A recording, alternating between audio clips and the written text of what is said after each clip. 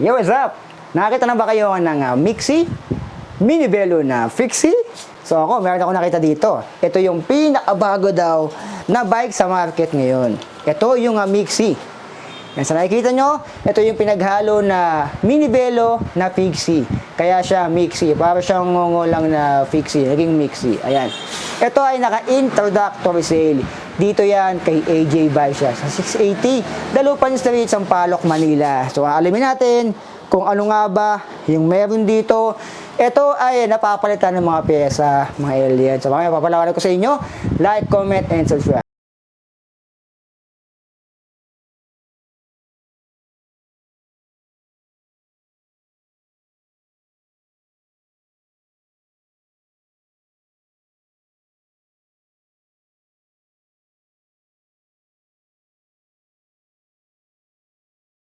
Mixi. So kaya daw tinawag na Mixi kasi nga pinaghalo daw to na Mini Velo and the Fixie.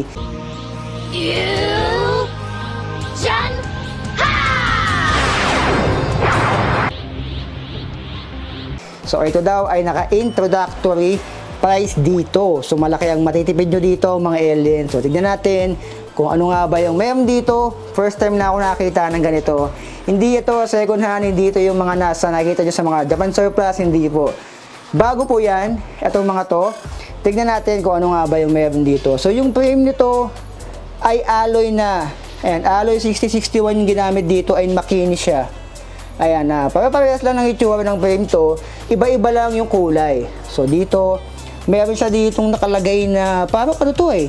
Anong word kaya yung nakalagay dito? Para siyang language sa Pilipinas yata ito na mga ano. Ayan no, di mo maintindihan. Ito, tingnan nyo. Ayan siya, meron siyang parang ano siya dyan, metallic effect yung kanyang frame.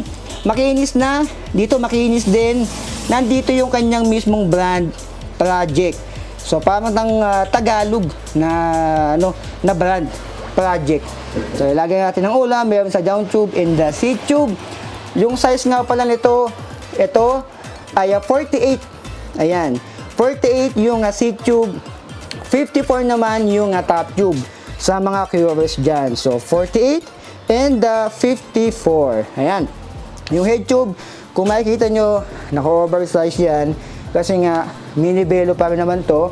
Eh may logo dito ng ano, ng P. So ayan yung logo ng Project sa kabila. Ganun din, may letterings din dito. So napakasimple lang ng design ng frame na to and ng decals niya. May Project lang dito, tsaka ganito. Yung mga frame na to magkakamukha lang din. Iba-iba lang yung kulay. Ito yung glossy. Ayan. Dito naman, yung lagay natin ng ulam, meron dito isa, dalawa. Yung kanyang seat naman ito, square taper and the 44, bakal to. And syempre, bakal to. Ayan naman, ito yung chain niya, yung chain ng mga fixie. Diyan na naghahalo. Dito naman sa likod, ito ay 14 teeth. Ayan, so talagang Mini Velo yung frame niya, tapos naging single speed siya. Dito yung part na fixie niya. Ayan, ito yung 14 teeth. Ito naman yung hubs na tinatawag nilang flip-flop hubs or double-sided hubs.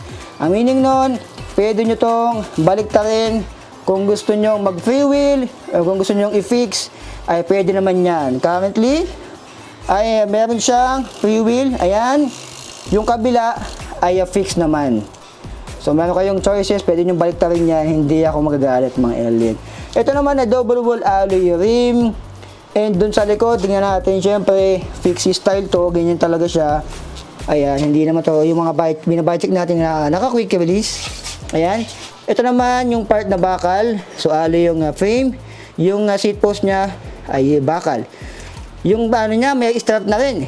Ayan, yung pedals niya, mayroon na rin strap. Ayan, kita-kita nyo dito, mga pang fixie.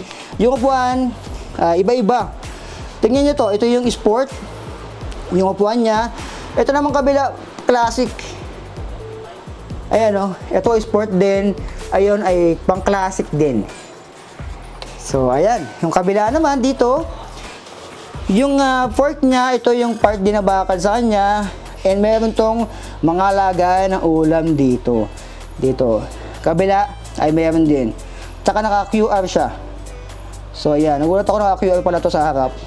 And sa likod, yung fix niya. Dito, meron din brake.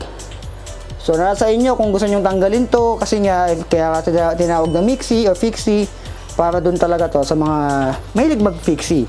Pero kung gusto nyo ng safety naman, maigi na rin na may brake dito. Ayan, dito naman sa likod. Dito naman tayo, parehas lang din. Double wall alloy din to. Yung size nga pa nalang gulong ay size 20. 1/3/8 yung size niyan. Dito. Ang haba ng fork nito. Ayan. So, putuloy nyo na lang kung hindi kayo komportable. Headset niya. Ayan lang. And yung kanyang stem, maliit lang. Parang naka-short stem lang siya dito. Yung clamping nito parang mas maliit pa sa 31.8. And yung drop bar nito ay nasa 440. And meron tong brake ito yung version na mayroong brake. Ayan. Mechanical syempre. So yan yung isa. Ito naman yung version niya na naka-handlebar siya. Ayan. So iba-ibang version to pero pare-parehas lang yung price nila.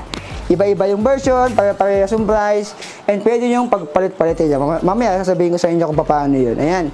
Ito yung ginamit na handlebar dito. Ayan. Hindi ko lang masyado mabasa. Race roof proven. Yung ginamit naman dito na Ragusa. So iba-iba talaga siya. Ito naka-Ragusa yung crank niya. Ito ay wala siyang brand. Ito wala rin. Ito ay wala rin. So iba-iba yung din niya dito. Ayan, iba din yung gulong nun.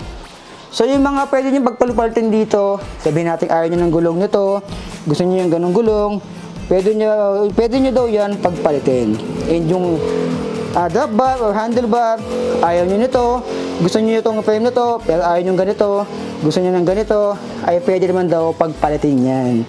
Kaya siya, tinawag na project kasi nga interchangeable siya or pwedeng palitan yung mga pesa sa gusto nyo. Yung upuan, ito, ayaw mo nito, gusto mo nito, lipat natin to dito para mas gumanda to. So ayan, yung presyo nito, kahit pagpalit-palitin nyo yan, pare-parehas lang yung ibibigay sa inyong presyo. Naka-introductory sale to mga alien. So para sa akin, ang pinaka nagustuhan ko dito, alo yung frame niya, good thing, and mini bello siya na fixie. And tignan nyo to, meron kayong lagay din ng mga battle cage or ulam. Pwede yung lagyan to ng mga kung ano-ano, bote. Ito yung mga bike na pang city ride, yung mga pang barangay loop. Ayan. Mga pang chill ride lang, yung hindi kayo masyadong lalayo. Ito yun. Ayan. Hindi ito yung mga pang long ride mga pang city ride lang to. Dyan, barangay loop. Ito, si project ay para doon talaga. Ito namang isa, ay ganun din. Yun naman yung handlebar noon, para siyang pa BMX type. Ayan. So, ayan mga alien, yung project. Naka-introductory price to mga alien kung gusto nyo to dito kay AJ Bike Shop. Ito daw ay 6,800 pesos. Pero introductory price nila ay 5,800 pesos. So, sa 5.8 mo, meron ka ng mixie. Pinaghalong fixie and the mini bello. Or mini bello and the fixie. Kaya siya mixie.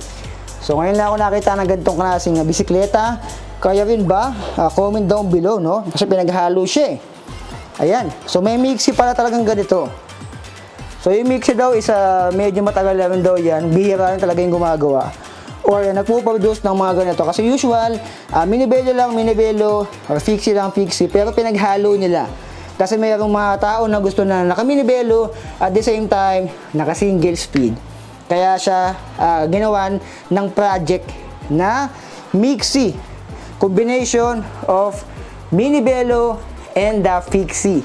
So, dito lang yan sa AJ Bike Shop. Yung details nila ay dyan sa screen nyo ngayon.